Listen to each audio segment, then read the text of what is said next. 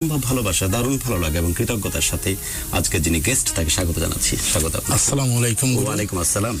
জি আলহামদুলিল্লাহ, আপনি ভালো আছেন? আমি ভালো আছি। ভালো আছেন আপনি? ইনশাআল্লাহ আলহামদুলিল্লাহ, আল্লাহ অনেক ভালো রেখেছে। জি। এবং ভালো আছি।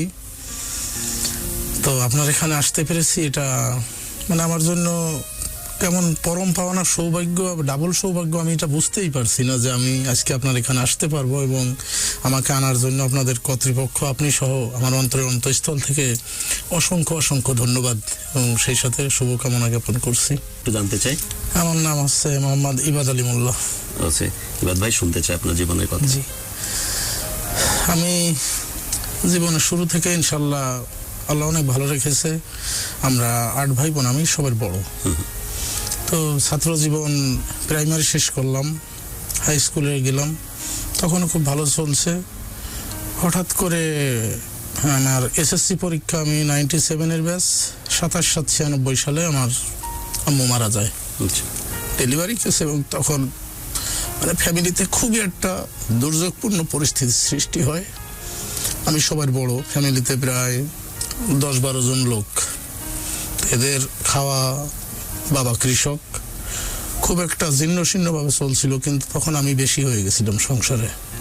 তা আমার আব্বা আমাকে রাগ করে বলতো, তোরা কেউ চাকরও রাখবে না, কিষেন বেচতে পারবি না, তুই ভিক্ষে করবি, তোরা তো ভিক্ষেও কেউ দেবে না, তুই তো পঙ্গু না, তোরা কেউ ভিক্ষে দেবে। এই নিয়ে দা দিয়ে আমার রাস্তায় দাবড়াতো। অনেক দূর চলে যেতাম, যেতে পারতো না, চলে আসতাম এই অশান্তির মধ্য দিয়ে। বাড়ির পার্শ্ববর্তী এক চাচা, ওনার সাথে আমি খুলনা চলে যাই রাগ করে। কিন্তু তখন আমার মা বেঁচে আছে, তা আমি তখন থাকতে পারি না, মানে মায়ের টানে চলে আসি। 2 দিন পরে 3 দিনের দিন দেখি তখন আমার মা খাইনি। মানে আমি যে বাড়ি থেকে গেছি তখন তিনি না খেয়ে আছেন, 2-3 দিন পার হয়ে গেছে। আমি আসছি তখন আমার মা খাবার খায়। তা সেই মা আমার 2 জনের পরে আর কারোর মনে নেই আমার মায়ের চেহারার কথা। আমি আর আমার ইমিডিয়েটলি ছোট বোন আর 3 নম্বর ভাইটার মনে আছে আংশিক, বাট আমাদের 2 জনের একটু ফুললি মায়ের চেহারার কথা মনে আছে, আর ওদের মনে নেই। কিন্তু আমার আব্বা একটু উগ্র মেজাজে ছিল। আমাদের 2 জোড়া গরু থাকতো, গাভী ছিল, অনেক জমি খাত ছিল আমার দাদার থেকেই, খুব ভালোই চলছিল। কিন্তু এই 96 সালটাই হচ্ছে জীবনের দুর্ভিক্ষ চলে আসে। এই অবস্থায় কি করব, বাড়ি আর থাকা যায় না। তখন বিভিন্ন জায়গায় ট্রাই করি, তাই ম্যাট্রিক পাস করিনি, চাকরি হবে কেন। তখন আমি ঢাকায় আসলাম, মালিবাগ ড্রাগন সোয়েটার ফ্যাক্টরিতে আমার এলাকার এক লোক থাকে, ওর কাছে। তো ওখানে তো সোয়েটার ফ্যাক্টরিতে সাধারণত প্রোডাকশনের কাজ, কিন্তু মানুষ ওই সময় ভালো ভালো টাকা বেতন উঠোয়। আমি মাসে 300-400, মানে আমার সব ওই কসেজ মারতে গেলে নিডেল ভাঙিয়ে যায় আর ওই মাল কেটে যায়, তখন আর কিছুই আমার হয় না। তখন যার বাসায় আছি আমাদের এলাকারই অন্য বংশের ছেলে, পাশাপাশি গ্রামে বাড়ি। তো আমি টাকা দিতে পারি না দেখে ও আমাকে পান্তা ভাত আর শুকনা মরিচ খাওয়াইতে খাওয়াইতে মানে এক পর্যায়ে আমার অতিষ্ঠ করে ফেলায় দেয়, কালা জ্বর হয়ে যায়, পেটের সমস্যা হয়ে যায়। তখন আমি বাড়ি চলে যাই, জন্ডিস হয়ে যায় এক পর্যায়ে। তো আমি যখন ফেরিতে উঠে বাড়ি যাচ্ছি, তখন প্রসাব করছিলাম ফেরিতে, তখন পানিতে পড়লি কত দূর পর্যন্ত পানিও হলুদ দেখা গেছিল, অবস্থা তো খারাপ, এত সিরিয়াস। তা বাড়ি গেছি, তো এই গ্লুকোজ কিটে খাওয়াইয়ে আব্বা একটা ঝাঁকার মধ্যে ওই খাপগুলো রেখে বলে যে এইবার এইগুলো ডাকাতে কামাই করে আনছে।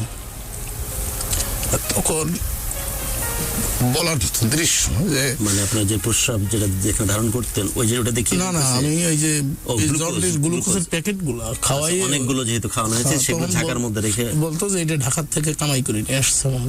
বাবা বলতেছে যেখানে আমি মৃত্যু অলরেডি আমাকে উত্তর শোধন করে শোয়া দিছে যে আমি মারা যাচ্ছি। হিন্দু মুসলমান দিয়ে আমরা অনেক গ্রামে 2টা গোষ্ঠী, মোল্লা শিখদের, আমরা মোল্লা। আমাদের কারোর সাথে কখনো কোনোদিন দ্বন্দ্ব নেই, আমরা কারোর সাথে কোনো নেঠা পেঁচাদের একটা সাপ মারাও লাঠি পাবেন না আমাদের ঘরে। কিন্তু এই দলমত নির্বিশেষে আমাদের সবাই খুব ভালোবাসে। এরকম দিনে হিন্দু মুসলমান অনেকেই আসছে। পরে একটা হিন্দু বললো যে ওনাকে খুলনা নিয়ে যান, খুলনা রূপসা সবাই এরকম প্রস্তুত যে এবার বাঁচবে না, অলরেডি মানে উত্তর দিকে শোয়াই দিচ্ছে আমাকে, শোয়াই। তো আমি বলতেছে যদি বাসে রাতটা থাকে সকালে নারায়ণ মাঝির কাছে নিয়ে যাও রূপসা। তা আল্লাহ বাঁচালো, রাত্রে সকালে নিয়ে গেল। তখন আব্বা দিদি একটু দুর্বল হয়ে গেছে, মানসিকভাবে নিয়ে গেল। তখন উনি আমাকে কি কি বড়ি বানায় দিল যেন, ছাগলের সেনা টেনা। হিন্দু মানুষ তো কি দেখি দিয়ে আর বললো কুচিয়ে খাইতে। কুচি হয় যে বাইন মাছের মতো মাটির নিচে হয়, যে প্রচুর ব্লাড হয়, ওইগুলো। আমার বাড়ির পাশে এক লোক ছিল, মাছ বিক্রি করতো, ওর জালে বাঁধতো বড় একটা। তা মা যেহেতু এই সময় মারা গেছে কিছুদিন পরে, সৎ মা ওগুলো আর ই করে না, তখন ওই সেই মাছ বেছে ওর ওয়াইফ বোনা করে দিত। আমি ওই 2-3 দিন খাওয়ার পরে আমি মোটামুটি একটা সুস্থ ভাবে এসে গেছি। যখনই সুস্থ হয়েছি আবার সেম অবস্থা বাড়ি। তখন খুব নিজের প্রতি একটা জিদ আসলো, যেন কি করব। পরে হঠাৎ এক পার্শ্ববর্তী স্বাস্থ্যবাসীর সাথে পরিচয় হলো। তো বললো যে এইভাবে তো আর আসলে জীবন চলে না। তো আমার সম্পর্কে একটা খালা আছে, উনি হচ্ছে আনসার বিডিপি টিআই থানা অফিসে, ওনার কাছে যাই ধরে নিয়ে, যদি উনি কোনো একটা ব্যবস্থা করতে পারে ভালো কথা। গেছি, তা উনি একটা ডেট দিল, সেই ডেট মতো আমার তিনি খবর দেবে। ইউনিয়ন যে কমান্ডার থাকে আনসার বিডিপির, সময় মতো দিতে পারে নাই। যখনই দেশে আমি পরের দিন সেইভাবে গেছি, কিন্তু আমি নড়াইল শহরে অফিসের একটু আগে থাকতে দেখলাম সেই গাড়িটা সবিপুরের উদ্দেশ্যে ছেড়ে গেল। যেদিকে চাচ্ছি শুধু ব্যাড লাক। কি করবো, রাত্রে ওই অফিসে যখন ওই মমতাজের পরিচয় দিলাম, খালা শোয়াই রাখলো। তো ওখানে আবার মহিলা তাদের ট্রেনিং হচ্ছে। তো আমার পুরুষ টিআই সাহেব বলতেছে যে দেখো নিঃশ্বাসে যেন শব্দ না হয়, মানে ওই ইঙ্গিত করে বলতেছে আর কি, যে ছেলে মেয়ে থাকলে যা হয়। বললাম না স্যার, এই ধরনের কিছু চিন্তা করবেন না, যেহেতু আমার মমতাজ খালা পাঠাইছে। ঠিক আছে, রাত থেকে সকালে আসলাম। কয় টাকা ইনকাম করে আইছো, মানে গাড়ি ভাড়া আসা যাওয়া, ওই যা হয় তাই। কিন্তু মানে কুলাইতে পারতেছি না আর। পরে একজনের সাথে চলে গেলাম চিটাগাং যে নোভার্টিস আছে কীটনাশক, এখন যেটা সিবাগে গিয়ে, ওটাতে ডেলি 50 টাকা হাজিরায় কাজ নিলাম। তো ওটা আবার সপ্তাহে বন্ধ থাকে, সরকারি ছুটি বন্ধ থাকে। যারা পার্মানেন্ট চাকরি ওদের খুব মজা, খুব টাকা পায়। আমি হলো ক্যাজুয়াল। তো যখনই বন্ধ পাই, ওই আমি রাজমিস্ত্রি হেল্পারি, ওয়েল্ডিং মিস্ত্রি হেল্পারি, এইবার আমার টাকার দরকার, দেখি টাকার কি মধ্যে কি আছে। ওই করে করে একদিন রাজমিস্ত্রি হেল্পারে গেছি, 6 তলার ঢালাই শুরু হয়েছে। জীবনে কোনোদিন মানে ভাতও কাড়িয়ে খাইনি মা থাকতে। তা কয় তলার নিয়ে দেই পারি না, মাথার চান্দি ফেটে যায়। পরে আমি করলাম ওই ফেরা মারি, ওই যে স্টিল এরিয়াগুলো, এটার কয় রাজমিস্ত্রি ভাষায় বলে ফেরা মারা। তা কয় ফেরা মারছি দিয়ে হাতে কুলায় না, কোনটা করবো। যে লোক আমার নিয়ে গেছে কয় তো টাকা দেবে কি, চেহারা দেহে লাল মূলো।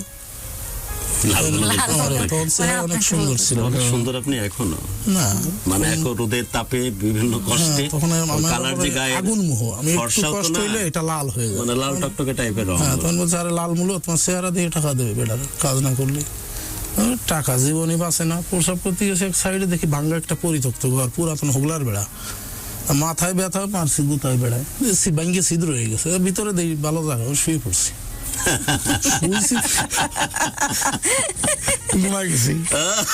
ঘুমে তো কোন সময়, এ সময় আমার খবর নেই। অনেক লোক ওই সিটাং সাদগাঁও, ওদের কিন্তু ওই সাদডালাই রে, ওরা আঞ্চলিক একটা ভাষা আছে, এগুলো জানেন কে জানে, ওরা বলে জীবন ঢালাই। জীবন ঢালাই এবং অনেকটা উৎসবের মতো হয়। হ্যাঁ, ওরে খুব মজা। গরুর মাংস, রুটি, ওরা তো আসলে প্রকৃত টাকার মালিক। চিটাগাঙ্গের মানুষ। যে 6 তলা একটা ভবন ঢালাই হচ্ছে, উঠে দেই, খাওয়ার সময় গেছে। আর এসে দেখি যে তাড়াতাড়ি কি করব, এখন পাশের তো একটু পাথরে হাত দিয়ে কাদা মাটি হাতে টাতে মাখাল। আবার শ্রমিক হয়ে গেলাম, খাবার দিবে কিনা, পরে দিল গরুর গোশ আর রুটি, ইচ্ছা মতো খেলাম। খেয়েটে আর কিছু দূর করার পরে ভাবছি শেষ। এখন কয় না ওভার টাইম করা লাগবে। তখন আছে 200 টাকা। টেরি পাইনি যে একজন ঘুমাইছিল, অনেক লোক তো ভিতরে ঢুকে ঘুমাইছে, ওই খবর কেউ পাইনি না। আচ্ছা, তারপর ইট মাথার তলে দিয়ে ঘুমাই গেছে। মানে যাক, খাইটে আর কয় ফেরা মারিয়ে পরে একটু শরীরে জুত লাগতেছে, পরে বেলসা মারলাম। এই করে যাও শেষ হলো। তখন মনে হয় ওভার টাইম সহ আমার ওই দিন 350 না 400 টাকা দিল। বিশাল ব্যাপার ওই সময়, সর্বনাশ। ওই সময় আমার ড্রাগন সোয়েটার যখন ছিলাম, জন্ডিস হয়ে গেলাম, আমার ওখানে ওই সময় 1 মাসের বেতন একদিনে। আপনি কি মনে করতেছেন? বড় ব্যাপার, বিশাল ব্যাপার। রুমে আইসি, একটা হিন্দুর সাথে থাকতাম। কয় দাদা কই গেছিলেন? গেলাম একটু কাজে।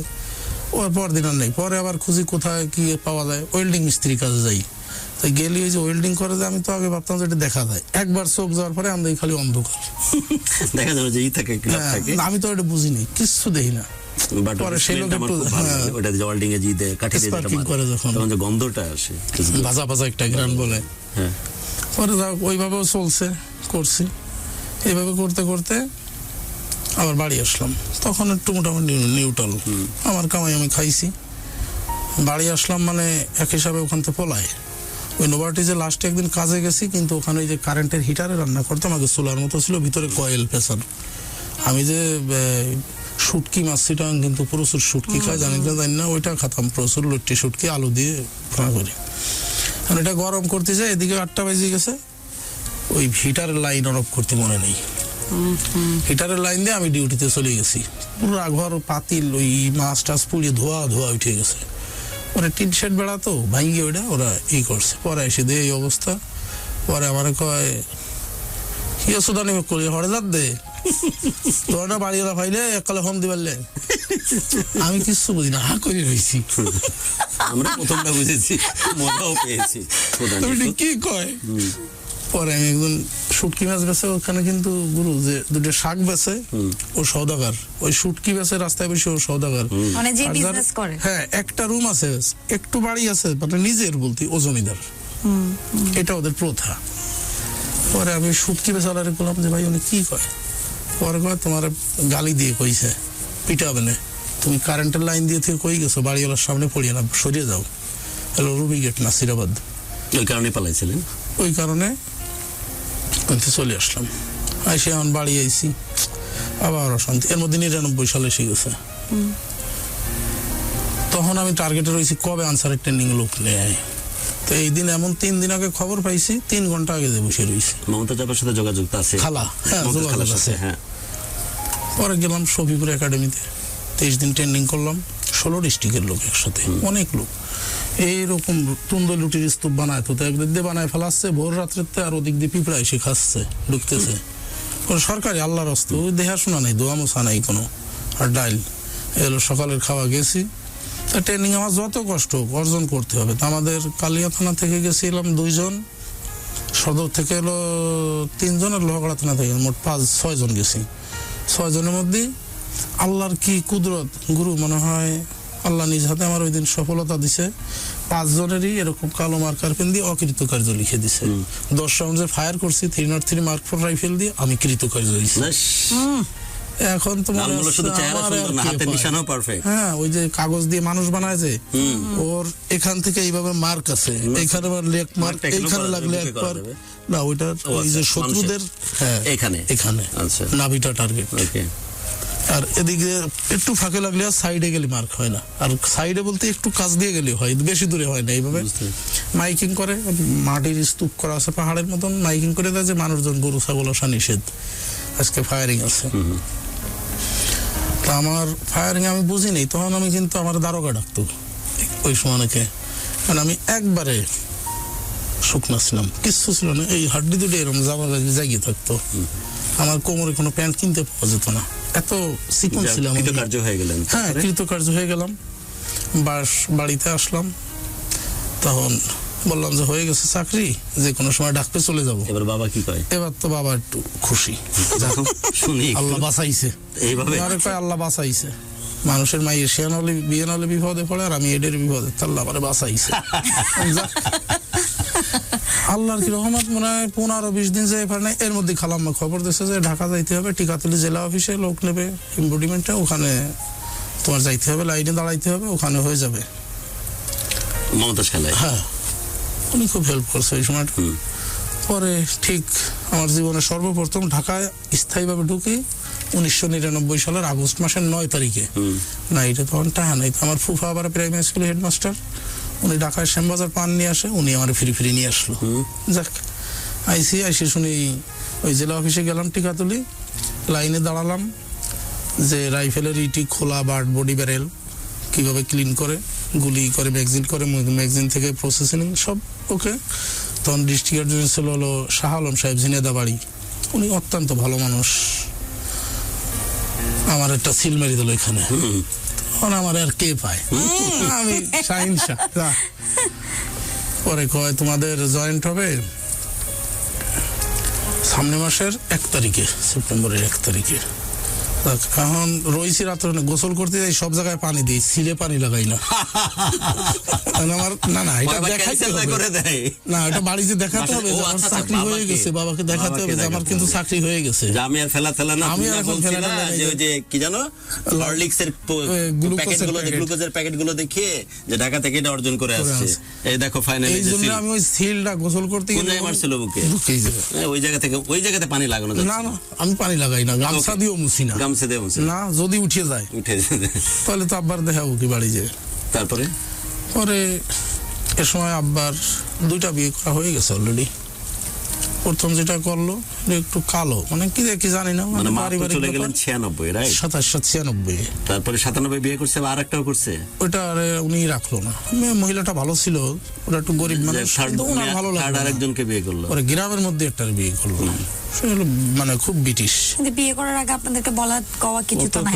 হ্যাঁ বলছিল, উনি বলে ওনার একটা টেকনিক আছে, উনি খুব চালাক, বলে আমারে করতে।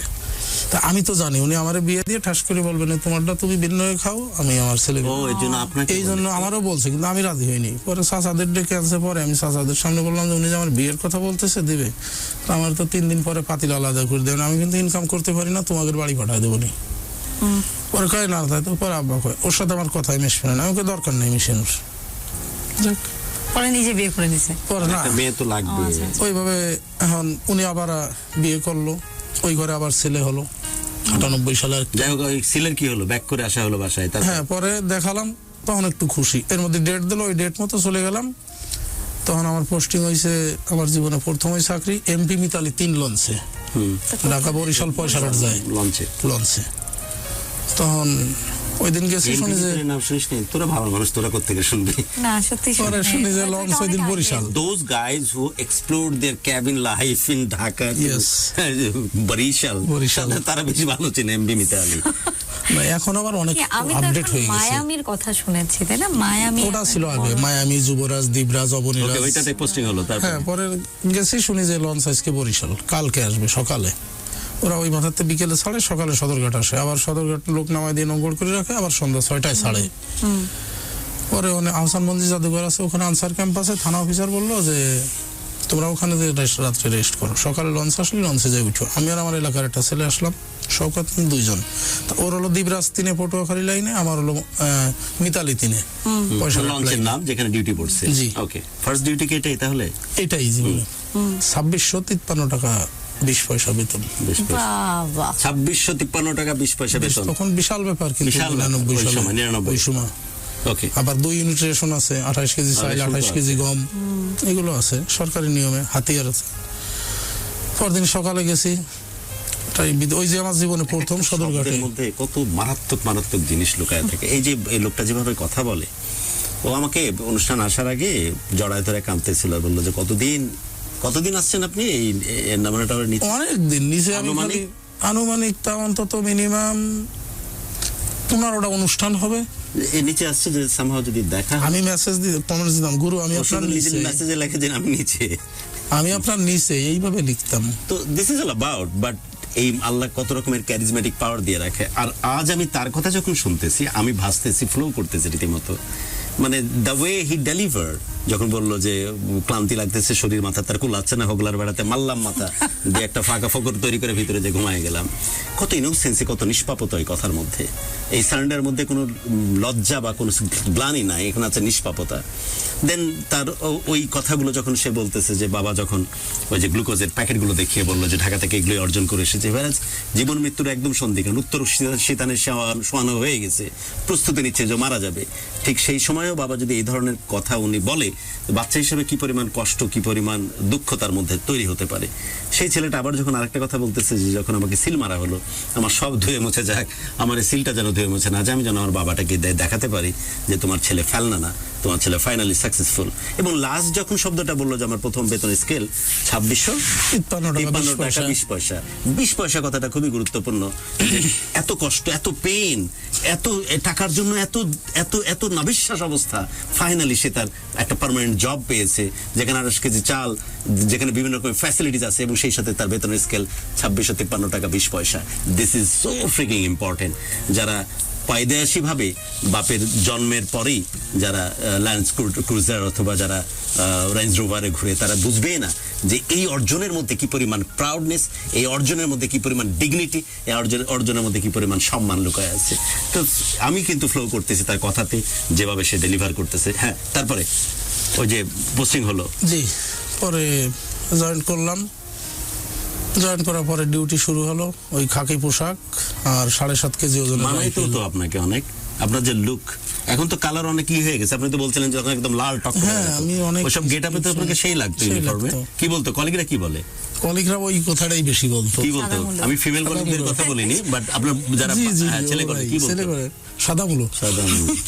কারণ ওইসব ইউনিফর্মে তো সেই রকম লাগার কথা সেরকম আপনাকে। লাগার কথা। জি, তো পরে চলতেছে, এর মধ্যেই আমাদের গ্রামে ও এক গ্যাঞ্জাম লাগছে, ওই লোক এসে আমাদের ঘরে পলায়, উটকো গ্যাঞ্জাম, মানে আমাদের কিছু না। পরে বিরোধী পক্ষের ঘরের ফাঁক দিয়ে, মানে আমাদের বেড়ার ফাঁক দিয়ে তারা কুপায়।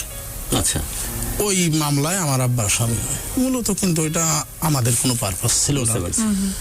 এখন আমি এদিকে বেতন পাই, ওই টাকা দিই। তখন কিন্তু ওই মোবাইল ছিল না, চিঠি পাঠালে 1 সপ্তাহ পাঠাতে লাগতো যাইতে। আসার পরে আপনার 15 দিন পরে আমি একটা চিঠি পেতাম যে আমার চিঠিটা পাইছে।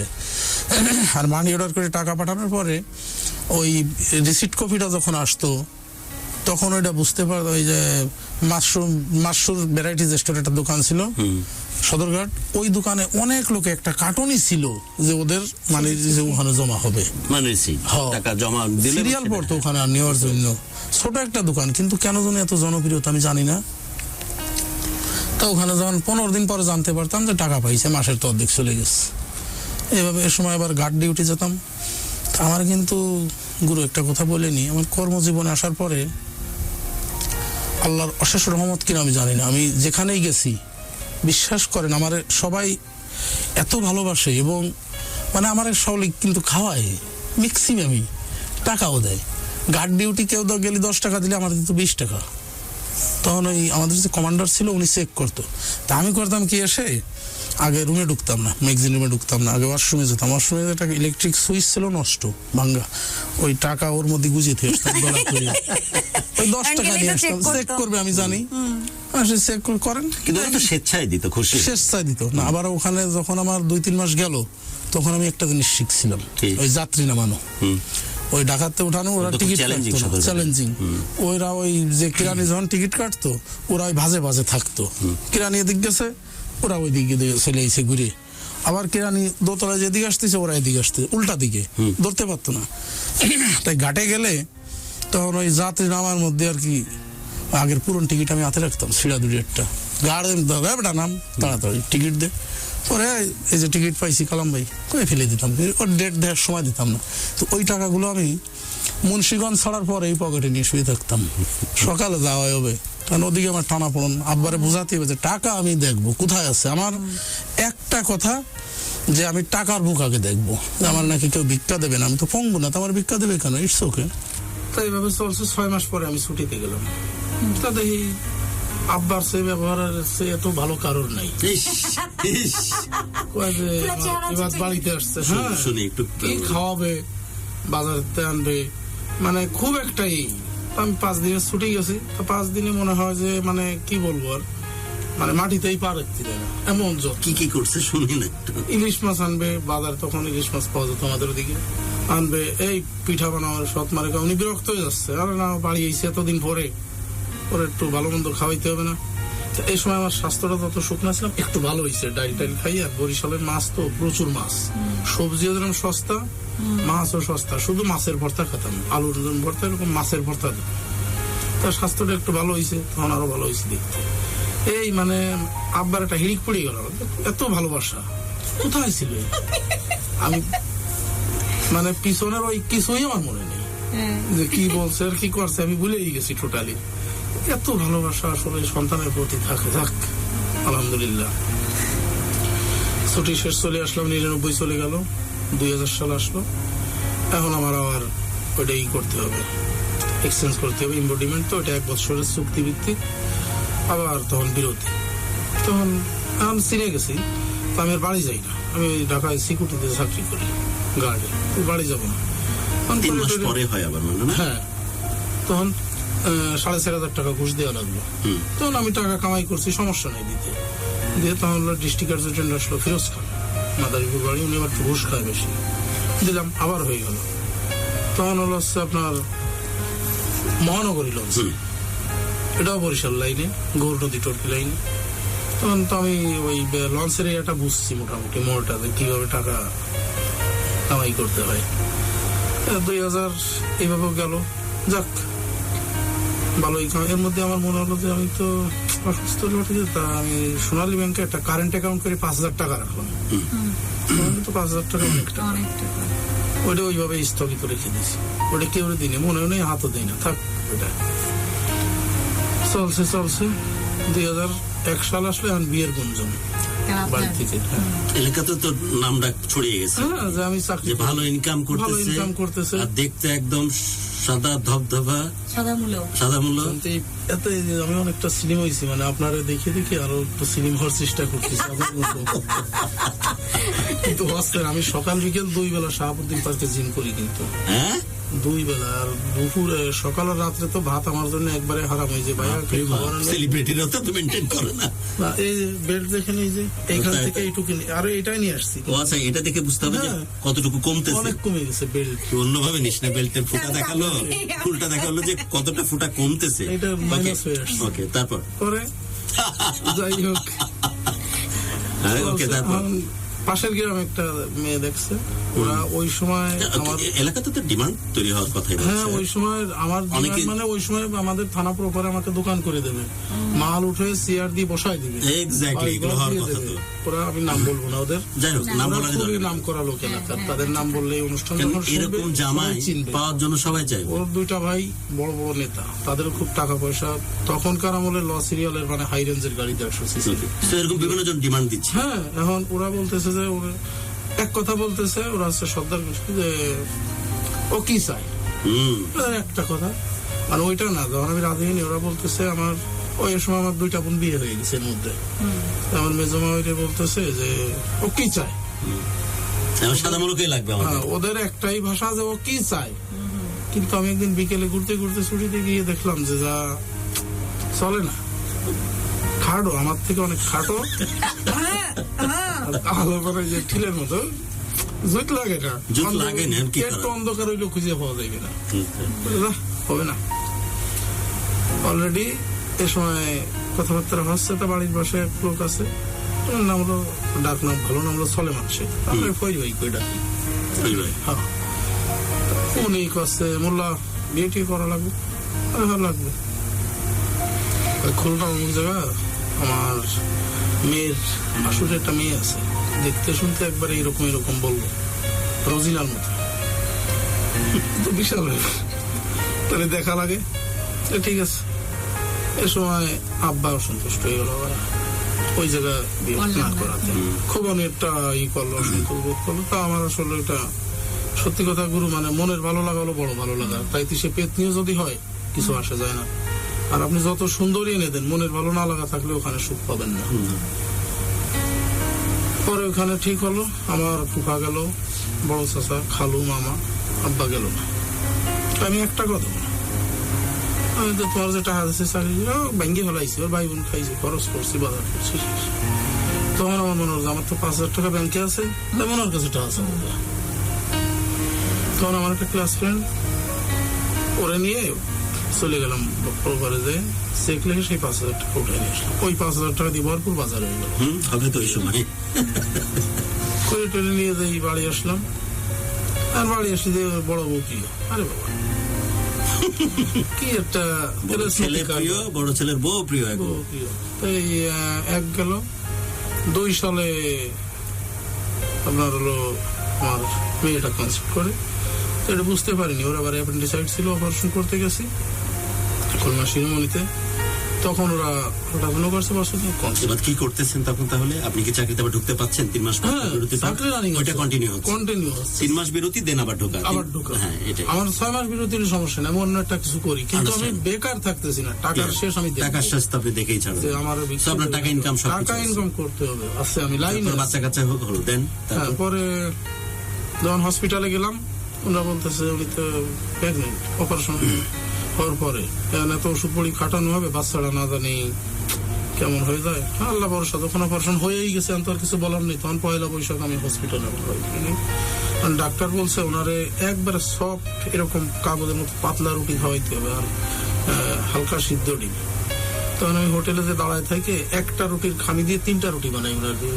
কারিগর বিরক্ত হয়ে দেখা ধর ভাই, পরে আমি ওই একটার দাম 5 টাকা, 3টার দাম 15 টাকা, অথচ একটার খামি দিয়েই বানায়।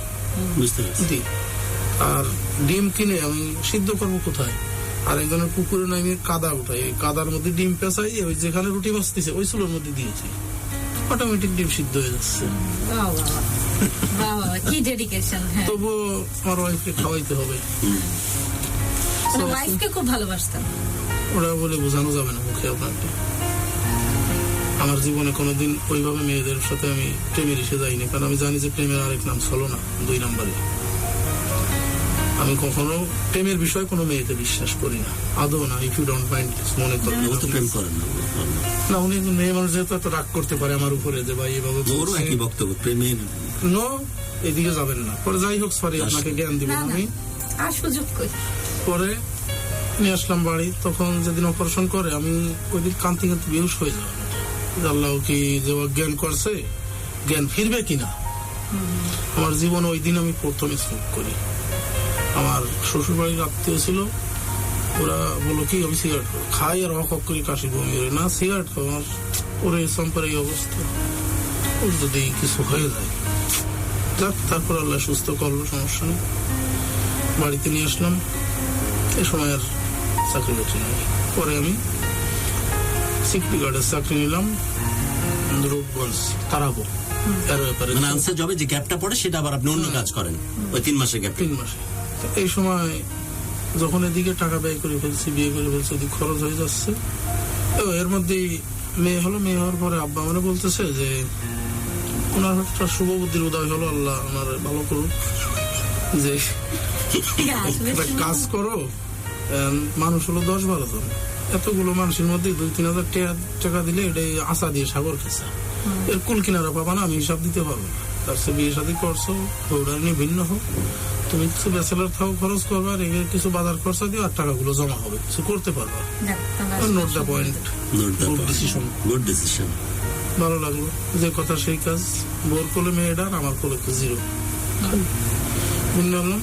ছোট এতটুকু একটা স্পেস দিল, বড় 6 ফিটে টিনের মাইসু চান্দির মতন অনেক লম্বা ঘর, ভিতরে রুম করে। ওই বনে আসলে, বেড়াতে আসলে তাই ছোট ভাই লেখাপড়া করে। আবার ওই ধান কাটা কিষেনরা যখন আসে বিভিন্ন জায়গাতে, আমাদের অনেক ভালো ওইরা থাকে, ওর একটু স্পেস দিয়ে দিল, ভালো। পরে আমি শনিবার দিন হাটে গেলাম। আপনার বাপ খুব বুদ্ধিমান লোক না? 250 টাকা দিয়ে একটা খাট কিনে আনলাম, দরজা কিনে আনলাম, একটা মাটির কুপি কিনে আনলাম, 2টি প্লেট কিনে আনলাম, একটা মাটির পাতিল। এই সুন্দর সংসার। তখন আমার মনে আছে আমি 200 টাকাও দিতাম মাস খরচ, তরকারি কেনার টাকা কত না। তো এই শাক পাতা কচু কিছু খাইতে ওই ধান কিছু আব্বার খুব স্ট্রাগল করতেছে আপনার সংসার সাজাতে অনেক। আমার জীবনে গুরু, আমি নিজের ইচ্ছা মতো এই প্যান্টটা আমার ভালো লাগছে, আমার কেনার শো হয়নি, ওই শুটা আমার ভালো লাগছে, আমি কখনো কিনে পড়তে পারিনি। কারণ ওই যে আমার ওদিকে টানাপোড়ন আছেই। আমি যখনই ওইটার কথা মনে করি তখন মানি ব্যাগে হাত দিই, এই কয় টাকাতে এই কাজের জন্য বাজেট থাক, প্যান্ট এটাই চলতেছে, ওনারটা ভালো আছে, ওনার কাছে থাক। কিন্তু এই বাদ আপনি চেষ্টা করলে তো পারতেন, তাই না? কিন্তু কখনো ওই সংসারের দিকে তাকাই, আমি আর আমার নিজের বিলাসিতার দিকে তাকাইনি। এর মধ্যেই ওই শাক পাতা কচু কিছু খাইতে খাইতে মানে সুতির অসুখ করে দেবে, মানে ওই সুতি না, মানে পাতলা পায়খানা হয়ে গেল। পরে ডাক্তার দেয়, পরে একটু টাকা বাড়ায় দিলাম, 300 দিলাম। আমার মনে আছে এক্স্যাক্টলি 1 পোয়া সয়াবিন তেল দিয়ে 14 দিন চালাইছে আমার সংসার। মানে ডেভেলপ করার জন্য আমি মেসে অনলি 800 টাকা দিয়ে, 1000 টাকা দিয়ে সারা মাস থাকা খাওয়া চালাইছি, তবু আমি ভালো জায়গা যাইনি। আমার এই 1000 টাকা খরচ, পান বিড়ি সিগারেট কিছু খাই না, আর ওর্দ যাচ্ছি সর্বোচ্চ 500, 1500, বাকি টাকা আমার এই করে মেয়ের বয়স জমাচ্ছি। 4 সাল আসলো, এবং এটাতে কত প্রাইড। আর শালা 4 সালে আমি অল্প থেকে অল্প যখন মানে কোনো পারপাস সার্ভ হচ্ছে না তখন স্বামী স্ত্রীকে ছেড়ে দিচ্ছে আর স্ত্রী স্বামীকে ছেড়ে দিচ্ছে, চারিপাশে দামামা বাজতেছে, ডিভোর্সের, সেপারেশনের। আর এই চমৎকার কি একটা গল্প শুনতেছে এখানে, একটা ইবাদ এবং তার স্ত্রী, একজন 500-600 আর একজন 700-800 টাকা দিয়ে সারা মাসটা পার করে দিচ্ছেন, বাকি টাকা জমাচ্ছে তাদের পরিবারের জন্য। কি প্রাইড এই জিনিসটার মধ্যে, কত গর্বের, কত শান্তির এই যুদ্ধের জন্য। ওকে, লঞ্চে থাকতে এরকম টাকার জন্য একটা ঘটনা ঘটে গেছিল। রোজার মাস, আমার রোহিতপুরি পেলেঘাট লুঙ্গি পরা, প্রায় 2টাতে সকাল 8টা পর্যন্ত ডিউটি। লুঙ্গিটার নাম কি? রোহিতপুরি। হ্যাঁ। তো আমি গোসল করতে নিচে আসছে, তখন ওই লঞ্চে কিন্তু ছোট বালতি থাকে, তো ওই বালতি হারাই গেলে তখন 50 টাকা জরিমানা করে। তো এমনই দুর্ভাগ্য, আমি বালতি নিয়ে গোসল করতে এসে যে বালতিটা পানিতে ফেলেছি, প্রচন্ড শীত রোজার মধ্যে, সমস্ত লঞ্চ আপনার ওই যে চাঁদপুর মেঘনার মোড়ে কিছু দেখা যাচ্ছে না, এত কুয়াশা, সব নোংর করে রেখে দিছে। তো ওই যে রকেট ছড়ে সদরঘাট থেকে এমবি অস্ট্রিস পিএস লেপসা, তো এই লেপসার পিছনের সাথে আমাদের লঞ্চটা বান্ধা। তো আমি চিন্তা করলাম যে রোজা রয়েছি, গোসল করে এসে একবারে ঘুমাই, আর ডিউটি সেই বিকেল 2টায়। গোসল করতে গেছি, গুরু এমনই দুর্ভাগ্য, লুঙ্গিটা রাখি আর বিসমিল্লাহ যেই বালতিটা ফেলাইছি, রশিটা হাতে বালতি ভাসতেছে। এখন তো মাথায় ঢুকছে যে 50 টাকা তো দেওয়া লাগবে। 50 টাকা আমি দেবো না, ওরে আমি উঠাবো। তখন নদীতে যে এত স্রোত, ওরে বাবা, ঠান্ডার স্রোত, আর পানির যে ধোঁয়াটা উঠতেছে, ওই ধোঁয়ার কারণে স্রোত বোঝা যাচ্ছে না, মনে হয় যে পানি নিউট্রাল দাঁড়ায় আছে, পানিতে স্রোত নেই। আমি উঠাই, আবার ইধারে উঠে পড়বো ভাইয়ে, আর নামার সাথে 50 টাকা বাঁচানোর জন্য বাঁচাবো তবু আমার ঢেউতি আর একটু সরে গেছে ফাঁকে, আর নামার পরে দিয়ে আমার টাইনি নিয়ে যায়। কি পানিতে স্রোত দেখলাম না, নামায় নিয়ে যায়। তারপর আমি ধরছি, ধরে যে লঞ্চের ফিটকে মারছি, ডালার ভিতরে পড়ে সাইডে পড়ে আবার নিচে পড়ে গেল, পড়ি তোলাই গেল।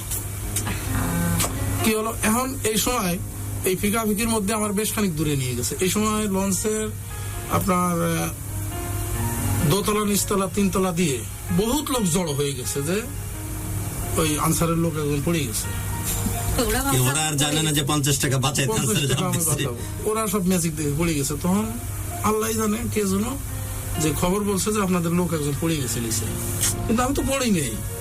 এ সময় আমি বেশ কিছুটা দূরে চলে গেছি। তখন আমি পানি করতে করতে শীতে দুর্বল হয়ে গেছি, আর কিছু পানি খেয়ে, আর কাঁচা দিয়েছিল ওই লুঙ্গি তো খুব মোটা, লেকাট লুঙ্গি, হ্যাঁ, খুলে যায় ওইটা পানি বাই দিয়ে, এখন আরো আমার দূরে গেছে। বাঁচাতে কোনো চান্স ছিল না, ইম্পসিবল, প্রশ্নই আসেনি। এদিকে ঠান্ডা, এদিকে পানি খাচ্ছি ভোরবেলা, ওদিকে পিছনে তারেক লঞ্চে হুক করে হুইসেল দিচ্ছে, দাবাটা উপর দিয়ে আসলি ফ্যান পিছনে পাকায় পেঁচাই গেলি তোর শেষ, শত শত টুকরো হয়ে যাবো, শেষ। তখন আমি চিন্তা করলাম বাঁচার দাবি ছেড়ে দিলাম। হঠাৎ মাথায় আসলো না, আমি তো মুসলমান, ম্যানেজমেন্ট করতে তো আমাকে হবেই, তা আজকেই মরি, প্রস্তুতি নিলাম। তখন আমি আরবি যা জানি, দোয়াইনু সূরা ফাতিহা দিয়ে, মানে সূরা কিরাত যতগুলো জানি সব, মৃত্যুর প্রিপারেশন অলরেডি। আমি লুঙ্গি তখন আমি আর 8 পারে উঠাচ্ছি না, আমার ফরজ তরফ হয়ে যাবে, লুঙ্গি ছেড়ে দিছি, আমি তো মারা যাব, কিন্তু আমি ফরজ তরফ অবস্থায় তো মারা যেতে পারবো না। এর মধ্যেই মাস্টার নূর ইসলাম ছিল মাদারীপুর বাড়ি, ও আমার নাম ধরে ডাকতেছে, এই ভয় নাই, আমরা শুনছি খবর, তুই থাক। এর মধ্যে স্টার্ট দিছে, তো স্টার্ট দিয়ে আমার কানে আসতেছে, একজন কাছে সাজ্জাদ ছিল চুকানি, ওরে গালি দিচ্ছে, এই আস্তে বেগার দে, ওইটা ফাঙ্কায় পেঁচাই গেলি তোরে বাঁচাতে যে কাটি কুটে জায়গায় মেরিয়ে ফেলবে। আচ্ছা, আপনাকে বাঁচানোর জন্য আসছে? হ্যাঁ, এখন বেঁকে দিচ্ছে। এ সময় ওদিকে তার একটা আবার হুক করে হুইসেল বাজাচ্ছে, চলে আসলে তো কেটে যাচ্ছে, ওটার তলে পড়লে কেটে যাবো। এর মধ্যে লাইলনের সাদা রশি বান্ধা ওই বয়া ফিক্কে মারছে আমার দিকে, যে তুই যে জায়গায় থাইস, কোন রকম রশি হোক বয়া হোক একটা শুনতে পাচ্ছেন আপনি? হ্যাঁ, আমি শুনতে, আমার জ্ঞান আছে তখনও, নইলে তো আমি তলে চলে যাই। এ সময় আমার জ্ঞান আছে, কিন্তু পানি খেয়ে পেটটা ভরে গেছে, প্রচুর স্রোত, প্রচুর স্রোত। তা আল্লাহর কি রহমত, ওই বয়াটা আমার ঢালে যেয়ে পড়ছে, আমার আগে পড়ে নাই। তা ঢালে যেয়ে পড়ছে, তখন ওই বয়ার ভিতরে গুঁড়ো দিয়ে টানা দেওয়া থাকে, চিকন চিকন গুঁড়ো দিয়ে। তো আমি খালি কোন রকম আঙ্গুল ঢুকে দিয়ে গুঁড়োটা ধরছি। পরে ওরা যখন টান দিয়েছে, কয় জোর বাঁধছে, ও আমার তো দেখা যাচ্ছে না, তো মনে হয় ও ধরছে। তখন বয়া টান দেয়, তখন কাছে যে তাহলে টানিস না, আমার কয় ইবাদ আলী ধরে রাখো, তোমার ওখানে লোক যাচ্ছে। তখন আরেকটা আনসার ছিল বাগেরহাট বাড়ি নাহিদ, আর একটা হোটেলের ছেলে ছিল মনির চাঁদপুর বাড়ি, ওরা দুইজন নামি গেল দামদাম করে বসে ধরে নামিয়ে যায়, ওরা দুইজন আমার এই 2 হাত ধরলো। তখন ডাক দিল, শরীর অবশ্যই আছে, অবশ্যই আছে। এখন আমি মোটামুটি ধরেন ওই বয়াটা যদি আর 1 মিনিট 1.5 মিনিট পরে ফেলে, তাহলে ওটাও ধরতে পারি না, আমি নিচে চলে যাই। কিন্তু আল্লাহর কি অশেষ রহমত, ওই সময় বয়াটা ফেলাইছে। পরে ওরা আমার যে ধরছে কয়েকবার রশি টাইনে কিনারে এনে উঠাইছে। একটা আঙ্গুরা মাফলার ছিল, মাফলারটা কোন ভদ্রলোক চোরে নিয়ে গেল, জাস্ট চোর যে সেনেছে ভদ্রলোক বলো আঙ্গুরা। ওই সময় খুব দাম ছিল। মানে জীবন মৃত্যুর গল্প চলতেছে এখানে, কিন্তু আঙ্গুরা গল্পের আমি বলিনি, মাফলারটা বলেনি, এবং তার নাম যে আঙ্গুরা মাফলার, ওখানে আঙ্গুরাই নাম ছিল, লাল নীল সাদা ওগুলোকে আঙ্গুরা মাফলারই বলতো। ছিল ওগুলোর। সো ওইটাও ভুলেনি, বুঝতেছেন তো? ওকে, তারপর কিন্তু এখন আমার টার্গেট তো 50 টাকার মনে হয় নেবে। আর রোহিতপুরের লুঙ্গিটা পরা ছিল, ওরা খোলে নেই। আচ্ছা, ওই অবস্থায় আনলো, আইনে ওরা কি দেখি করে প্রসেসিং করে আমার কাপড় চোপড় চেঞ্জ করলো, মুছালো জানি না, কম্বল 3-4 দিয়ে শোয়াই তোলো। সন্ধ্যার সময় উঠে দেয় যে সবাই ইফতার আনতেছে সদরঘাট। পরে উঠছে, ওই সময় দেখি কমান্ডার সাহেব জিডি লাগছে, আমার লঞ্চে রাখবে না, টানে ট্রান্সফার করে দেবে জেলা অফিসে। ওরা কি পরে জানছে যে এমনি পড়েনি, ও বালতি না 50 টাকা বাঁচানোর জন্য, তাহলে রাখবে কি করে ওকে? অনুষ্ঠান আস্তে আস্তে শেষের দিকে চলে যাচ্ছে। এবার আমরা তো এগুলো শুনছিলামই। মোরাল অফ দ্য স্টোরি এটাই যে একটা হালাল রুজির জন্য এবং পরিশ্রম করে নিজের পরিবারটাকে টিকে রাখার জন্য, ইভেন মা মারা যান 96-এ, তারপরে বাকি ভাই বোন বাকি যারা সবাই আছে তাদের ভরণ পোষণের জন্য সর্বোচ্চ ত্যাগ স্বীকার করে এই পর্যন্ত এবাদের চলে আসা। এবার বর্তমানে কেমন আছে সেই জিনিসগুলো আমরা এখন জানতে চাই। এবার কি অবস্থা এখন? হ্যাঁ, বর্তমানে ইনশাল্লাহ ভালো আছি। এরপরে তো যা হোক, মেয়ে হলো, এটা একটু জমি রাখি, রাখতে রাখতে এর মধ্যে ঘর দিলাম একটা, আবার জমিও রাখতেছি মোটামুটি, বেশ কিছু জমি রেখে ফেলতেছি এই সময়।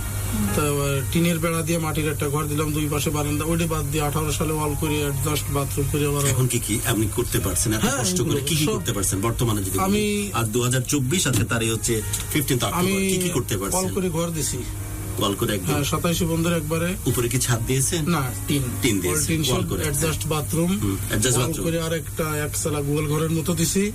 ইভেন জমি রাখছি। আর সবচেয়ে বড় আমার গৌরবের বিষয়, আমি যে ঘরটা দিছি ওই জায়গাটাও আমার কিনা, টাকা দিয়ে, আব্বার জায়গায় আমি দেইনি। ওই জায়গাটাও আমার কিনা। এভাবে চলে আসছে। এর মধ্যে একটা ছেলে হলো 10 সালে, মেয়ে তো বড়। এখন ছেলে আর মেয়ের পরে মেয়ের বিয়ে দিলাম। ও বিয়ে হয়ে গেছে? হ্যাঁ, মেয়ের বিয়ে দিলাম। জামাই সেনাবাহিনীর চাকরি করে, সেনাবাহিনী জব করে। হ্যাঁ, একটা গাড়িও কিনে দিছি 2 লাখ টাকার মতো দিয়ে। আমি খুশি হই, ওটা জাস্ট ভেরি গুড। আর ছেলেটা হাফেজি পড়তেছে মাদ্রাসায়, তার 14 বছর বয়স। এর মধ্যে মানে অনেকের হিংসা লাগে আমার সুখ দেখে, যে অনেকে এসএসসি ইন্টার পাস করে ঘুরে বেড়াচ্ছে, দিয়ে কি করে যে এত কিছু করে ভালো একটা মালিকানা কোম্পানির চাকরি করে, মানে খুবই একটা প্রাউড ফিল করি। এখন কোন জায়গায় আছেন? এখন আমি আছি ইনস্টার লিমিটেড বনানী, ওখানে আছি operation patrolling in-charge. Operation patrolling in-charge মানে সুপারভাইজ করেন পুরো অপারেশনটাকে। Very good. এবার আমি তো এই যে এখানেও মাঝে এবার শুরু হয়েছে কোথেকে মনে আছে তো? মনে আছে। কোনটা? ওই 50 টাকা, ওই যে সোয়েটার ফ্যাক্টরি রিল ভেঙে ফেলতেন। হ্যাঁ, 50-55 টাকা পেতাম সারা মাসে। ওইটা দিয়ে শুরু তো? ওইটা দিয়ে শুরু। তারপর 50 টাকার জন্য নিজের জীবন বাজি রাখছিলেন বালতি তুলতে, ওটাও তো মনে থাকে? সব মনে আছে, এগুলো বলিনি। দেশ সেই বাধা এত দূর। এরপরে আমি একদিন এক রিক্স নিয়েছি, নাখালপাড়া থাকতাম, হঠাৎ জীবনে ট্রেনে উঠিনি, আমাদের ট্রেন নেই, ফেরিঘাট পদ্মা নদী, রেল লাইনে গেছি, ট্রেন আইছে, তো থামাইছে, আমি উঠে পড়ছি, তেজগাঁও স্টেশনে নামবো। এই শালার বেটা তেজগাঁও থামাই নেই মাস্টার, এই দেশের টান। এখন আনসারে কই ভাই আর থামাবে কয় কমলাপুর। আমি কই উঠছি, আমি আনতে উঠছি, কমলাপুর গেলে টিটি ধরে বানবে। আমি না, তাই কি 500 টাকা জরিমানা, এটা কেটা দেবে, আপনার দিতে হইবে না। তা এফডিসি সিগন্যাল ছড়া যাচ্ছে সময়। পরে ওই রানিং ট্রেনে আমি চিন্তা করলাম আমি নামবো, 500 টাকা জরিমানা দেওয়া পসিবল। জীবন যে চলে যাবে এবার। যাইনি, আমি নেমে পড়ছি ঠিকই।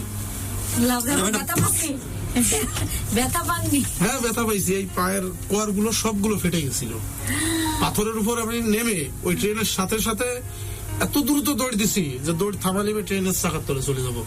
তা দৌড় থামাতে না পারে, সামনে এরকম ইয়ং 2 জন আসতেছে, ধাম করে ওদের সাথে অ্যাক্সিডেন্ট করে, ওরা তো আমার মারবে। আমি কই রাহেন, মারেন না, এই অবস্থা।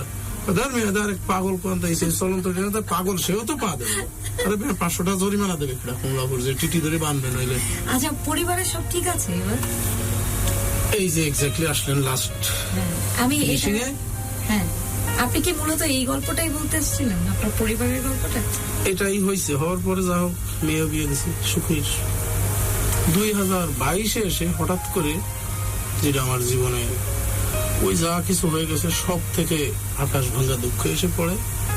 আমি 22-এর মে মাসের 12 তারিখ ছুটি যাই, 17 তারিখ বাড়ি থেকে আসি। 24 তারিখে আমি জানতে পারি যে রাত 3টের সময় আমার ঘরে অন্য অন্য কেউ? আপন চাচাতো ভাই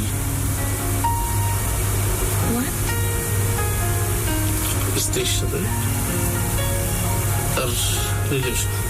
এরপর থেকে মানে আমি ছেলে মেয়ের দিকে তাকায়, ডিভোর্স করিনি, ও কষ্ট করছে, সংসারে আছে ওর মতো, আমি ঢাকায় আছি। কাকে ভালোবাসবে না, কাকে বিশ্বাস করবে না, বিশ্বাস আছে দুনিয়ায়? আপনি বলেন যে আপনি বিশ্বাস করবেন, আমি আছি, আমার এই কষ্ট কোথায়? দেখেন তো, সাইকেল চালায় পেট্রোল লিক করে আমার হাতের অবস্থা রিক্সাওয়ালাকে হাত হয়ে গেছে। আমার রাতের রাত নাই, দিনের দিন নাই। আমি হটলাইনের মতো কোম্পানির যে কোনো প্রজেক্টে যখন সমস্যা আমার যেতে হয়, আমি আপনাদের এখানে আসছি সাইকেল চালায়।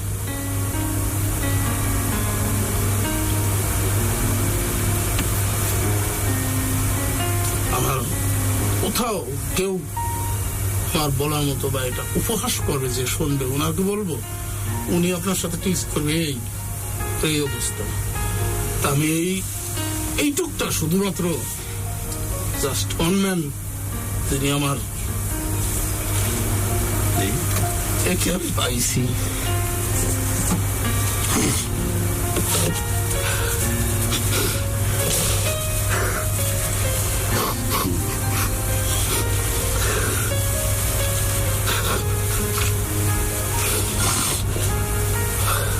আমার সবাই জানে,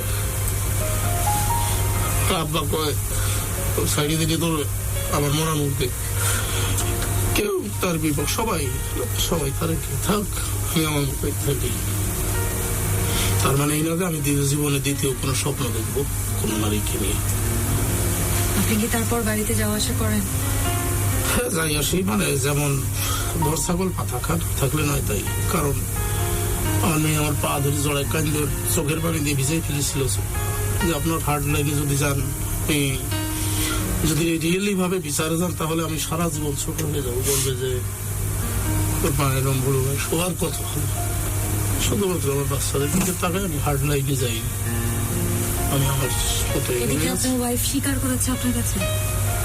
আছে, আমার কিছু প্রুফ আছে। 4বার কথা হয়েছে স্বাস্থ্য ভাইয়ের সাথে, 2:56 মিনিটে যে কল দিছে, বলে নেই 3টা 1 মিনিটের কলে খুলে ওকে ঘরে নিচ্ছে, কল স্টোরি আছে, স্ক্রিনশট আছে। ইভেন যে ধরছে তার সাথে যে তর্ক বিতর্ক হচ্ছে আমার ওয়াইফের, সেটা রেকর্ডিং আছে 4 মিনিট 41 সেকেন্ড। ইভেন পরে স্বীকারও গেছে, প্রথম স্বীকার যায়নি, কোন সেট ধরে পরে তখন আমি এভিডেন্সই করছি, সিম তো নাই আমার নামে, সিম নয় জিপিতে যখন কল হিস্টোরি বের করছি সব পেয়ে গেছে। এখন ওনার বক্তব্য কি? এরকম সাজানো গোছানো একটা সংসার থেকে ওইভাবে আছে, মানে সম্পর্কটা ওই রকম আছে, কোন রকম সন্তান দুটো থাকার ওইটুকুই আছে, এর বেশি নেই। জাস্ট আমি যে সকালে শুনলাম মেয়ে বললো মাইগ্রেনের সমস্যা, মাথায় থাকবে, থাকবে, ও যদি মারা যায় আমি এবার গেটে 1500 টাকা খরচ হবে, গাড়ি ভাড়া ধরে ওদিক দিয়ে একটা কিছু করে ফেলিস। আমি 1.5 বছর এরপর থেকে মেয়ে 1 বছর, এই যে অক্টোবর নভেম্বর আসছে, এখনো পর্যন্ত আমি গ্রামের মসজিদে জুম্মা নামাজ পড়তে যাই না। ছুটি গেল কোথায় যাবো আমি? আপনি বলেন, আমার দেখা দেন কি সমাজে আছি আমি।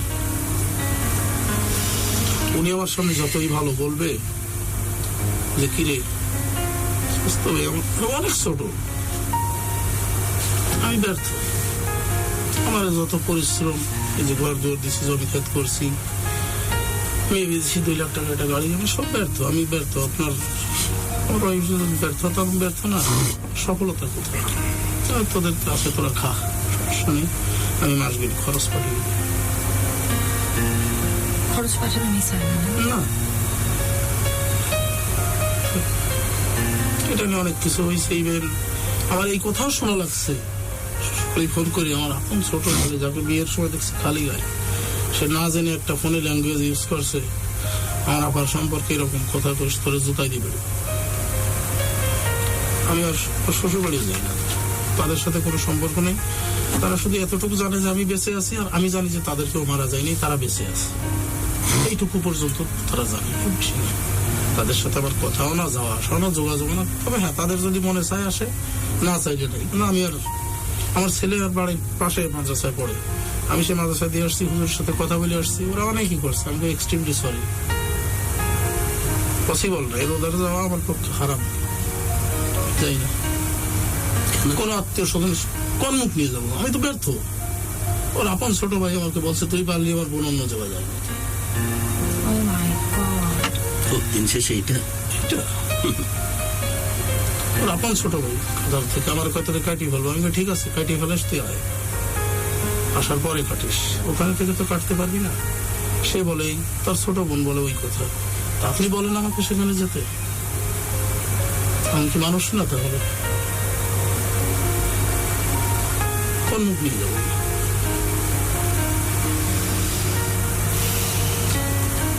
কোনো ভাষা আছে আমার যাওয়ার মতো? কোনো ভাষা নেই। ইভেন সে ওইভাবে কখনো আমাকে ধরে অনুতপ্ত হয়নি যে দেখো সেটা হোক একটা মিস্টেক্স বা ভুল হয়েছে। সে আরো মানে অকৃতজ্ঞের মতো আরো বড় বড় করে একটু উনিশ দেবে, তুমি কি ঝগড়া করবা? ভালো না লাগলে তাকে ফোন দিয়ে না করে দাও। এই দুটা ভাষা। তোমার যদি ভালো না লাগে আমার না করে দাও, কিন্তু আমি তো না করতে পারছি না। আমি কিভাবে না বলেন, আপনি পারবেন? দিক তাকান।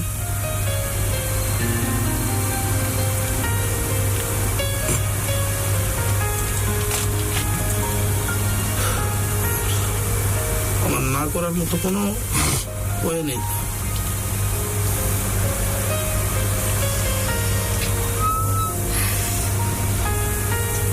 ভালোবাসার বাংলাদেশে এমন আসলে কিছু কিছু সিচুয়েশন আছে, যে সিচুয়েশন যেমন মেয়ের বিয়ের সময়ের ছবি, আমার থেকেও লম্বা। আমরা আসলে একদমই চুপ হয়ে যাই, কি বলবো এটা ভেবে ইন্টার পাই পাস না, করাইছি, বুঝতে পারি না যে আসলে এই মোমেন্টে কি বলা উচিত। আপনারা ছিলেন আমাদের সাথে, অনেকেই অনেক এসএমএস এবং কমেন্ট করছেন। ধন্যবাদ আপনাদেরকে যারা যারা আমাদের সঙ্গে যুক্ত হয়েছিলেন। একটু শেয়ার করে নেবেন আমাদের আজকের লাইভটি। এবং জীবন আসলেই বড় বিচিত্র, বাহ, এক একজনের জীবনে ওটা এক এক cutting-টা ধরনের কষ্ট, মেয়ে অনেক ইনোসেন্ট লোক। ইন্টার কমপ্লিট করাইছি মহিলা কলেজ থেকে, দাখিল মাদ্রাসা থেকে এসেছে, দাখিল পাস করাইছি আলী মাদ্রাসা থেকে। অনুষ্ঠান শেষের দিকে একদম এক বুক হতাশা এবং এক সমুদ্র দীর্ঘ নিঃশ্বাস নিয়ে আজকের অনুষ্ঠান শেষ করতেছি। এই যে নাতনি, এই মেয়ের কি সুখী পরিবার। কি বলেন, অনেকের জেলহাজ ফেল হতো আমাদের সুখ দেখে। আমি 22 বছর জীবনের গায়ে হাত তুলিনি। 21তম বিবাহ বার্ষিকীতে আমি ঢাকার থেকে শাড়ি নিয়ে দিছি, গরুর বুড়ি খাইতে চাইছে নিয়ে দিছি। এই ঢাকার থেকে কোনো পাগল ছাড়া নেবে কেউ? গরুর মাথার চামড়া খাবে 1.5 লাখ টাকা পাবে, তাই আমি নিয়ে গেছি।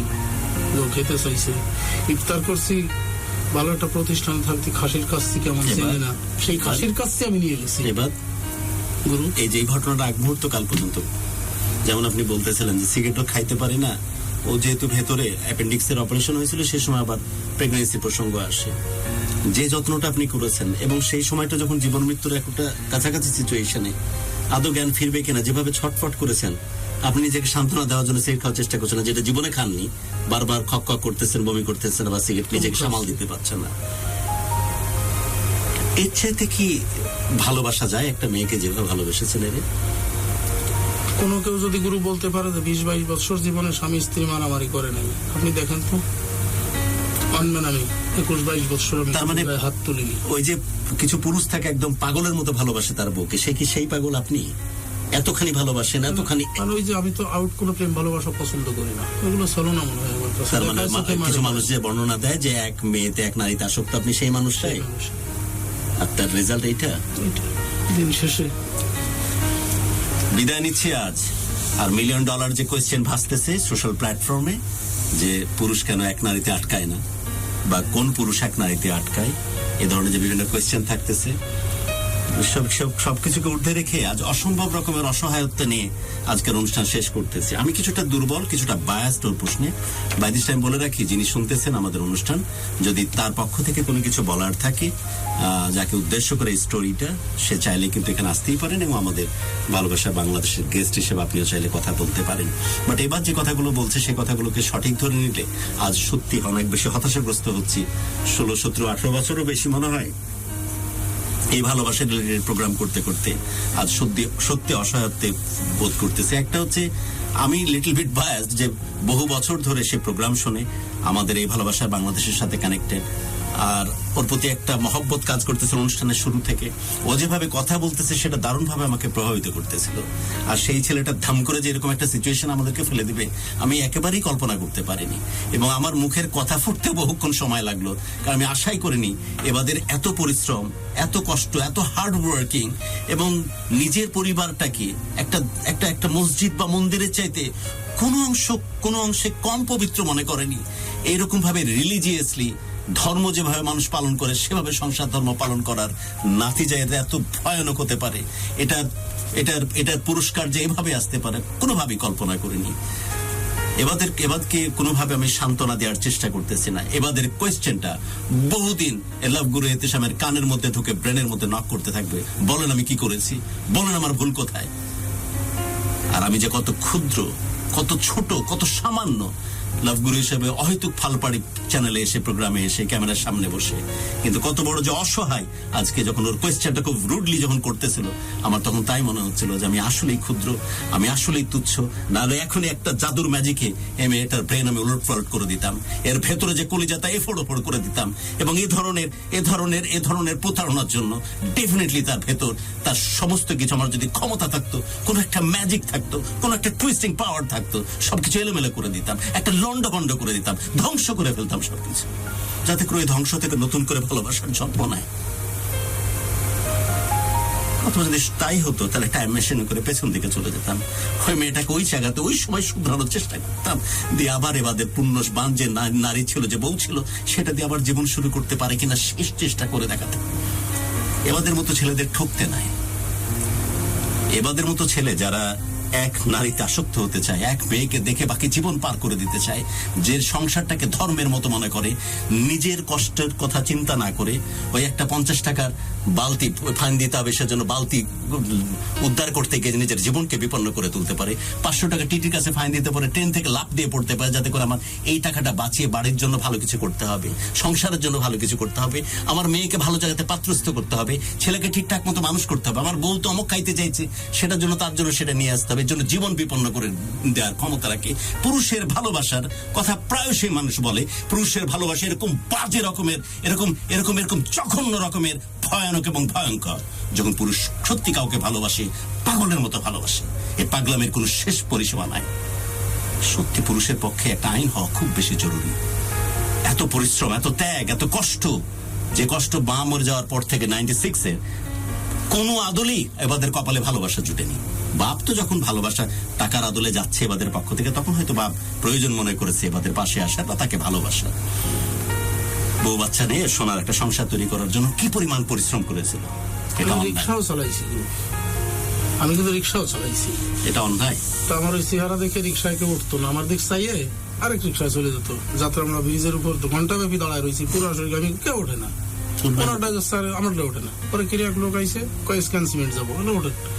ও নিয়ে গেছি ভালো কথা, দেশে 20 টাকা। এরপরে কাশপুর নিয়ে গেছি, 2জন সিনেমা হলে যাবে, ওখানে নিয়ে গেছি। এই যে পাচ্ছি এখন স্বামী স্ত্রী 2জন যাবে অনেক ভিতরে, ভাড়া ঠিক করে। পরে ওই লোকের বউ কয় যে রিক্সাওয়ালাকে খাসলত ভালো না, ওই ভাড়া ঠিক করি না, নয় যে বেশি যাবে। পরে আমি ভদ্র মহিলার বললাম যে আপনার কি পেশাগত রিক্সাওয়ালা মনে হয়, আমাকে দেন তো একটু। পরে বেটা ভদ্র কয় ওঠো, তুমি এত কথা বেশি বলো।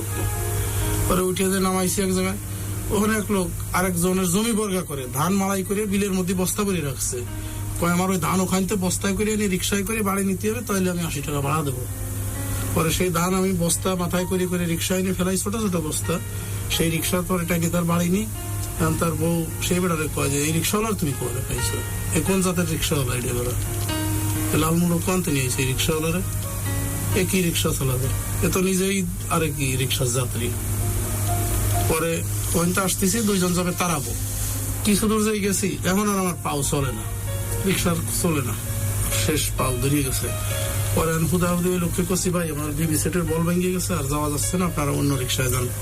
10 মিনিট একটা কাজ করলেন, এটুকু ভাড়া কি দেবো? আমি যদি না দেন চলে যান। রিক্সা নিয়ে যখন জমা দিচ্ছি তখন উনি আমার 1 টাকাও রাখলো না। কয় ভাই তোমার আমার মনে চাচ্ছে আরো 20 টাকা দিই, চা নাস্তা খাও, তুমি সরো তো আগে আমার কাছ থেকে।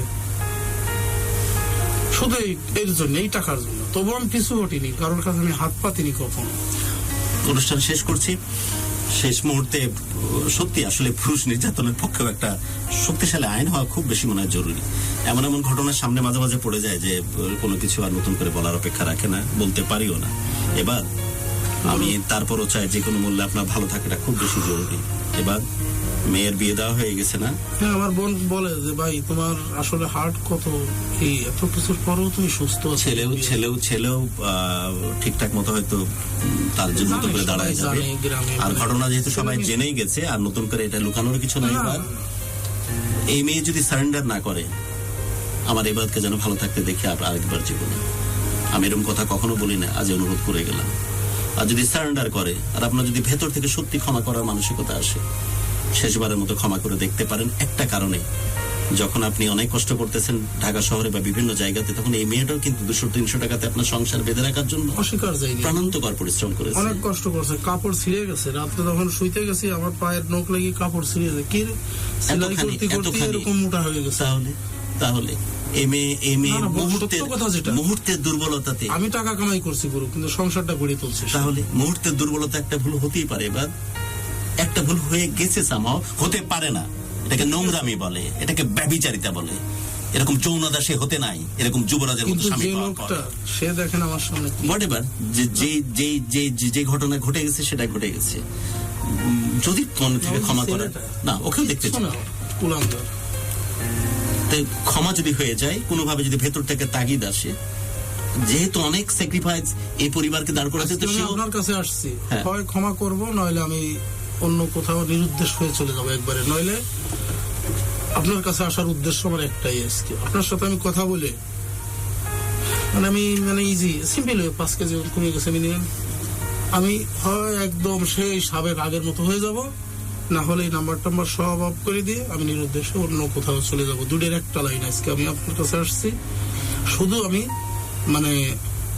একটা কথা, আমার প্রিয় আমি কাউরে পাই না বলার মতো। ওনারে বলবো উপবাস করো, ওনারে বলবো উনি টিটকেরা করবে, আরে হাসবে, কিন্তু আমি অনলি ওয়ান ম্যান। এতদিন পর্যন্ত আমি 99, 25, 26 বছর ঢাকায়, তাই এর মধ্যে জীবন থেকে, ঢাকার মানুষের মধ্যে থেকে আমি যে মানুষটারে বাইছে নিছি, যারা ভালোবাসছে, আমি আজকে তার কাছে আসছি। আমি আমার জীবনের শেষ সিদ্ধান্তের জন্য, হয় দোতলায় নয় বেলতলায়, আপনার এখান থেকে যাওয়ার পরে। তারপরে হয়তো আর কিছু যাই হোক, সেটা আমি ভাববো না, কিন্তু আপনার এখানে আমার এই বিষয়ে আমি আর কারোর সাথে জীবনে কোনো কথাও বলবো না।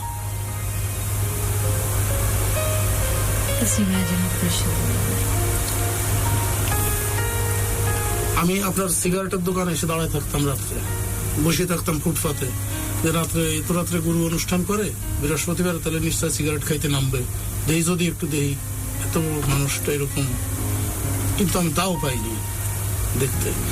আর আজকে আমার সেই কোন এখানে আল্লাহ উঠাইছে যে আমারে গুরুর পাশে এসে বসে যাব আমি, আর আমি সেখান থেকে যে সেই রকমই থাকবো, তাহলে তো আমি ঢেঁড়স হয়ে গেলাম। আমি গুরু কি সিদ্ধান্ত, আমি একদম দিব্য আগের মতো হয়ে যাবো, এগুলো কিচ্ছু মনে রাখবো, সব ভুলে যাবো, নাথিং টু সে। ওকে, এই সংসারটা, এই জীবনটা একসাথে গড়তে গিয়ে এটা ঠিক যে এবার তো বটে, এবং সেই সাথে যার কথা বলা হচ্ছে তার ওয়াইফ, তিনিও কিন্তু সমান তালে একসাথে পা ফেলেছেন। যেমনটা এবার বলছিল যে পরিমাণ স্যাক্রিফাইস সে তার পরিবারের জন্য করেছে, এই পরিবারটাকে গড়ে তুলতে করেছে, এই জিনিসটা এক লহমায় একটা মুহূর্তের ভুলের জন্য সবকিছুকে পর করতে নাই। এখন যদি এবাদের ভেতরে তাগিদ তৈরি হয়, হোক আরেকবার জীবন সুরে বাসি বাজুক, আরেকবার আমার এবার চেষ্টা করি, এবং এবার শুক্রবারের জুমার নামাজে মসজিদে যে নামাজ পড়ুক।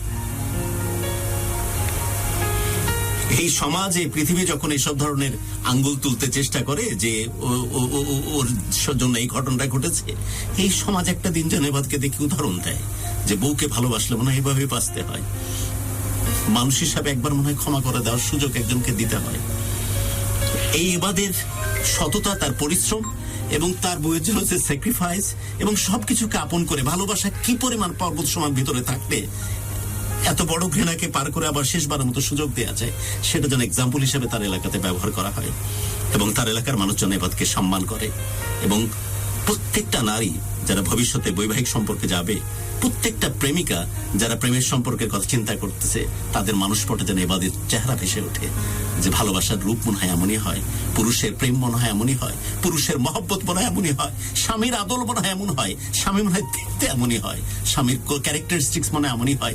এক পুরুষে এক নারীতে আসক্ত হয় কোন পুরুষরা, তখন যেন এবাদের চেহারাটাই সামনের দিকে আসে, এবার যেন এলাকার জন্য, দেশের জন্য এক্সাম্পল হয়ে যায় যে তুই তোর ব্যবচারী কোথায় গিয়ে থামাবি আমি জানি না, বাট আমার ভালোবাসা দিয়ে তোকে শেষ মুহূর্ত কাল পর্যন্ত বেঁধে রাখবো। আল্লাহ সুবহানাহু ওয়া তাআলা আমার মতো একটা নষ্ট মানুষ, আমার মতো একটা চাচ্ছে টাইপের মানুষকে এতখানি ভরসার কারণ করে দেওয়ার জন্য তোমার প্রতি কৃতজ্ঞতা। আর মাবুদ, হাজারো মানুষকে আজকে ক্যামেরার সামনে রেখে এবাদের জন্য শেষ গ্যাম্বলিং, শেষ জুয়া আমরা খেলতে বসেছি যে এবার শেষবারের মতো আরেকবার চেষ্টা করে দেখবে, যেহেতু ওই পরিবার, ওই সংসারকে বিনির্মাণে বহু বছরের পরিশ্রম, স্যাক্রিফাইস, ত্যাগ এবং কষ্ট ওই মেয়েটিরও আছে, তাই শেষবারের মতো কিন্তু এবার যেভাবে চলতো দুর্দান্ত প্রতাপে, সেভাবে এবার আবারও চলবে। আর স্রষ্টা তুমি সবকিছু সহজ করে দাও, ওই মেয়ের মধ্যে সে মহব্বত এবং সেই সম্মানের জায়গাটা তৈরি করে দাও, যাতে করে তার এরকম কালপুরুষের মতো স্বামী ফিরে আসতেছে সেই মূল্য, সেই গুরুত্ব যেন মেয়ে বুঝতে পারে এবং সেই সাথে এলাকার মানুষজন সহ বাকি যারা আছে এবাদের পরিচিত সবার মধ্যে সেই শ্রদ্ধা জায়গা তৈরি করে দাও, এবার যে শ্রদ্ধাটা ডিমান্ড করে, এবার যে শ্রদ্ধাটা ডিজার্ভ করে। আরেকবার হোক। আপনি বলতেছেন আরেকবার হোক।